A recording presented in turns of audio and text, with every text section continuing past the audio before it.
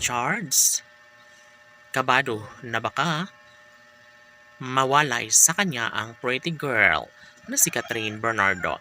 Yes, payo ng mga netizens na dapat ay wag patumpik-tumpik itong si Alden Richards dahil deserve niya ang lumigayas sa pagmamahal niya sa pretty girl na si Catherine Bernardo. Sa mga dumadaang araw ay maaari na magbago ang takbo ng panahon. Of course, marami ang nagkakagusto sa kagandahan ng pretty girl na si Catherine Bernardo. Posible na magkaroon ng magiging katugali si Alden Richards sa pagmamahal ng dalaga. Aminado si Alden Richards na nangangamba at natatakot siya na baka darating nga ang pagkakataon na mawala sa kanya ang pretty girl na si Catherine Bernardo.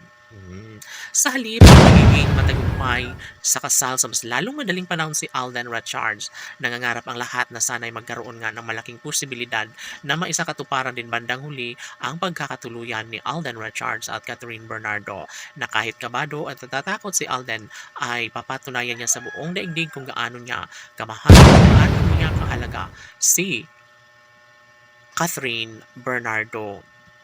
Yes, sana hindi na umano magbabago pa ang lahat dahil sino ba naman si Catherine Bernardo ang aayaw sa pagmamahal ni Alden Richards.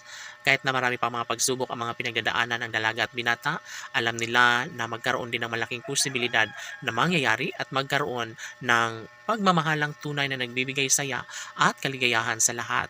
Si Alden Richards ay hindi magbabago.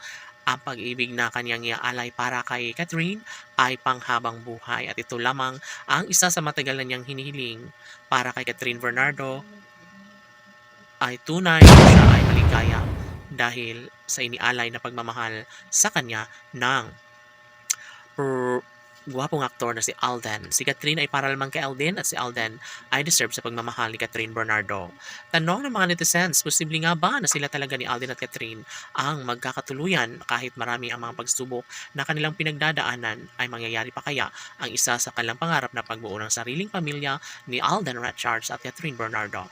O naman posible na mangyayari at never na magkaroon ng walang hanggang pagmamahalan kung tuluyan nga na magbago ang takbo sa relasyon ng dalaga at binata ay ito na ang isa sa matagalang hinihiling ng taong bayan.